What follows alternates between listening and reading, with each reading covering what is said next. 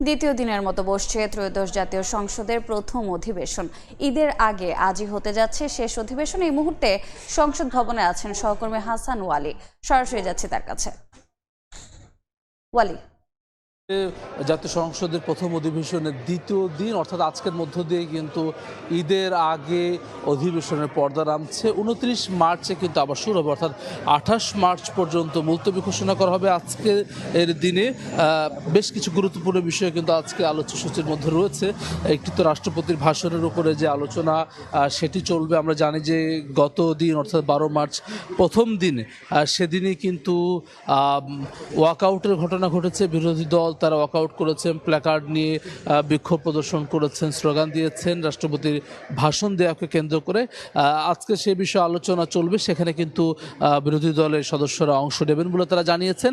একই সঙ্গে সংবিধান সংস্কার পরিষদের অধিবেশন ডাকা না ডাকা নিয়ে এক ধরনের আলোচনা চলছে, সেটি সেই বিষয়ে উত্থাপন করবে জামাত নেতৃত্বাধীন যে সংসদ সদস্যরা রয়েছেন, এনসিপি সহ অন্যান্যরা, তাদের তরফ থেকে সে বিষয়ে জানানো হয়েছে। একই সঙ্গে জামাতের পক্ষ থেকে কিন্তু জানানো হয়েছে যে আজকের দিনের মধ্যে তারা দেখবেন যেই সংস্কার পরিষদের সভা অধিবেশন সেটি আহ্বান করা হয় কিনা, না হলে পরে তারা রাজপথে অবস্থান নেবেন বা কর্মসূচি ঘোষণা করবেন, এমন হুঁশিয়ারি কিন্তু দেওয়া হয়েছে। যদিও বিএনপির পক্ষ থেকে বলা হয়েছে, গতকালকেই বলেছেন স্বরাষ্ট্রমন্ত্রী সালাউদ্দিন আহমেদ, যে সব বিষয়ে আলোচনা আসলে তারা সংসদের মধ্যে করতে চান, সব ধরনের তর্ক বিতর্ক সেটি সংসদে করতে চান। এর আগে কিন্তু আমরা জানি যে বিএনপির পক্ষ থেকে জানানো হয়েছিল সংবিধান সংস্কার পরিষদের বিষয়টি সংবিধানে অন্তর্ভুক্ত করার পরেই মূলত তারা এই বিষয়ে শপথ নিতে চান, যার ফলে সেই বিষয়টি নিয়েও কিন্তু আসলে এক ধরনের আলোচনার মধ্যে রয়েছে। এবং সব মিলিয়ে কিন্তু গত দিন অর্থাৎ প্রথম দিন আমরা দেখেছি এক উৎসব মুখর পরিবেশে আলোচনাটি শুরু হয়েছিল, সংসদ অধিবেশন শুরু হয়েছিল, শেষে ওয়াকআউট দিয়ে শেষ হলেও যারা আসলে সংসদ সদস্য, সরকারি দল এবং বিরোধী দলের সবার পক্ষ থেকেই কিন্তু একটি কার্যকর সংসদ গড়ার প্রত্যয়ের কথা কিন্তু আমরা শুনেছি।